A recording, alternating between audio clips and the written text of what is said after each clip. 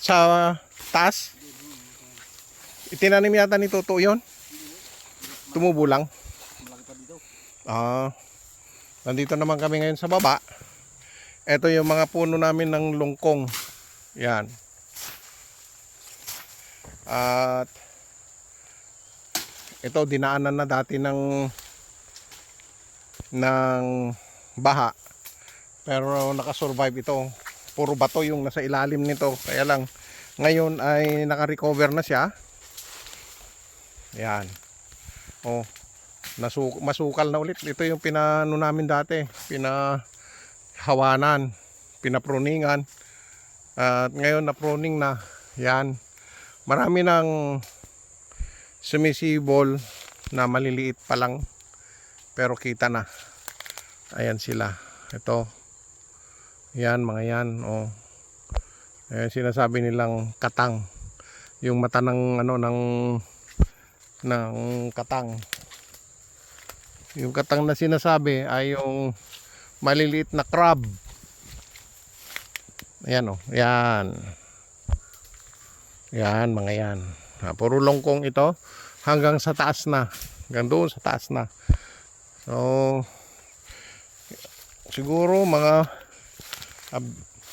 Mayo makikita natin o kaya June ay makikita na natin kung ano ang development. Yang tinatabasan ni Samuel yung tabi niya and sinasabing alagaw.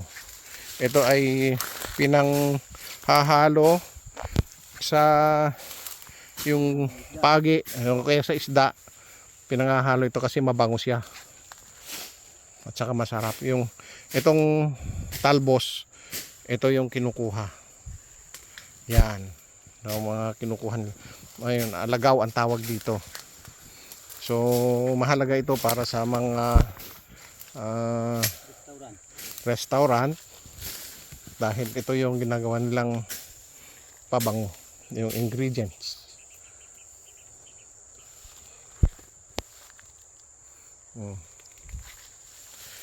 Ito na Samuel yung lumabas na. Ito. Yan tinan mo. Kita nyo ito.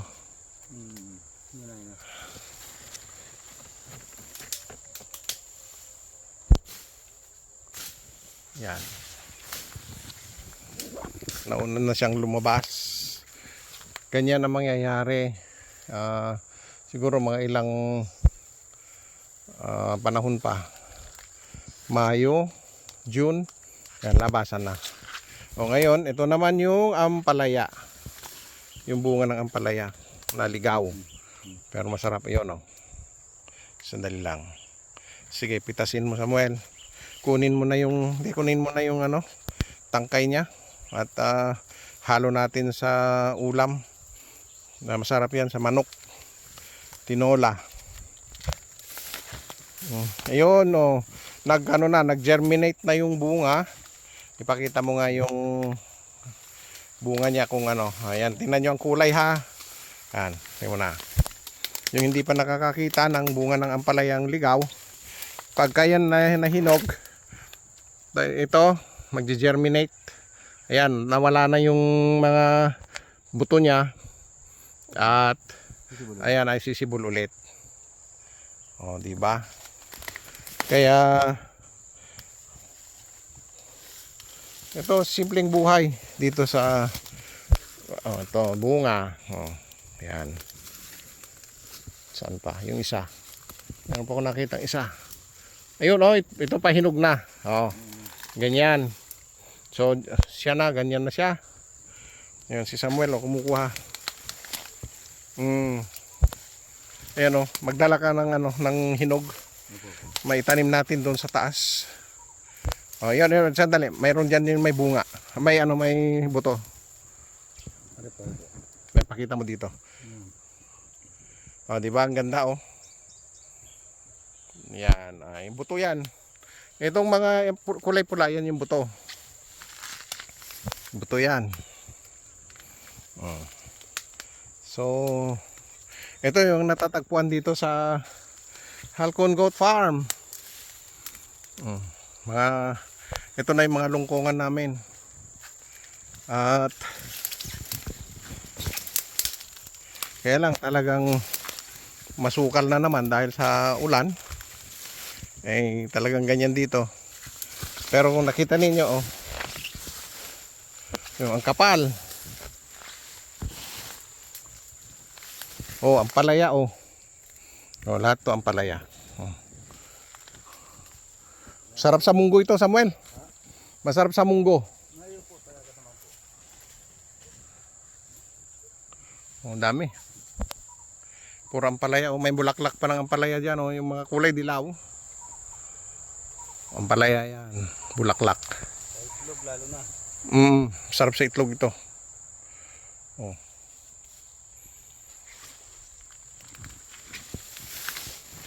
Tingnan nyo ang damo rito. Hanggang bewang. Ayan. Tingnan nyo yung kinatatayuan ko kung hanggang ang lalim. Ayan sa may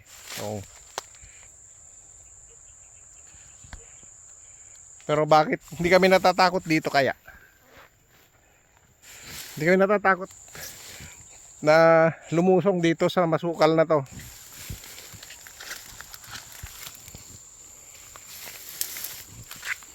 Alam ko na sa isip ninyo baka may ahas o anuman. Wala naman. Wala kami nakikita dito. Pero ang ahas kasi habang may nakakain sa gubat ay hindi bumababa. Dahil kinakain nila daga. Hindi naman sila nangangain ng tao.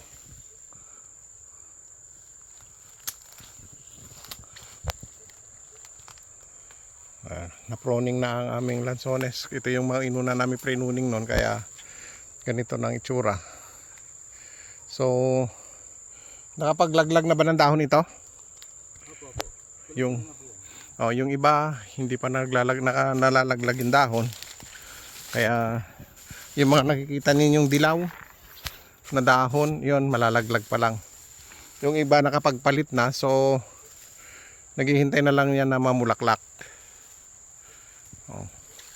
Kasama itong lugar na ito yung natabunan ng mga bato noong nagbaha dito. Nadaanan ito ng baha. Kaya ngayon recovery itong mga damo na ito, yan na magsisilbing pagka yan ay natuyo, magsisilbing lupa at tatabunan niya yung mga bato. So yung nature ay marunong, dahil nilagyan niya ulit ng tumubong maraming damo para yan ay pag natuyo nagiging fertilizer, kasama ngayon dito na magiging nutrients ng mga lansones.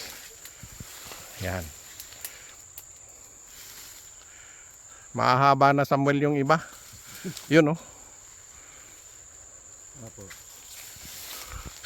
nakikita ninyo yon, ituturo ko sa inyo.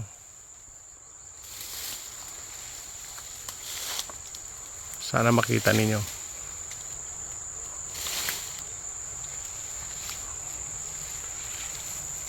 Yan, dalawang nakausli na yan. Bunga na yan.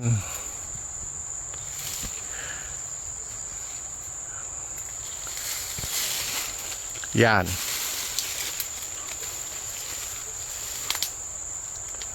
Kasama na yan. Bunga na yan.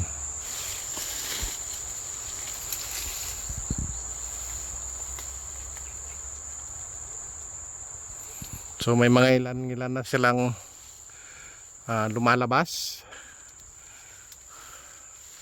At tuloy-tuloy na ito. Maraming blessing. Lalo na ito.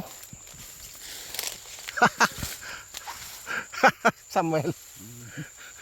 Ayan abot kamay. Longkong. Ito na yung mga ang dami. Dami Yan yung mga maliliit. Yan. Oh. Aba, ang galing. Eto po mga kaibigan. Yan. Oh. Wow. Oh. Ay parang ano, Samuel nagbiro. Sana kasi mayroon pala sa mga taas. Oh. Doon sa taas, oh, dami.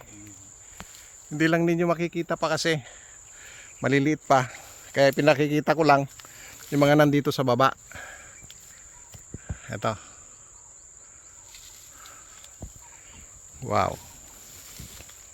Nakakatuwa naman. Kahit na masukan.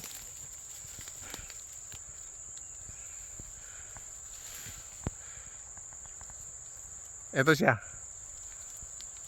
Yan siya.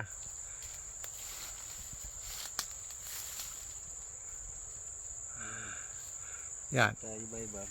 Lalo na lakas yung pag binilagin dito pa. Kaya nga. Oh. Dito pa lang sa puno yan. Ito. Ito. Yan oh. Oh. Yan. Yan.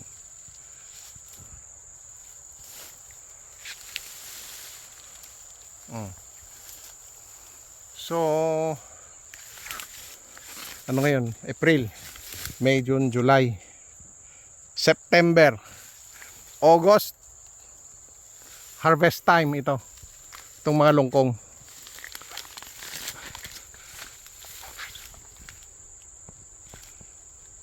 Ayun, dami. Oh.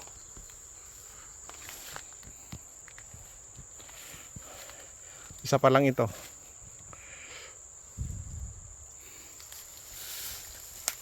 Yung iba naglalabasan na.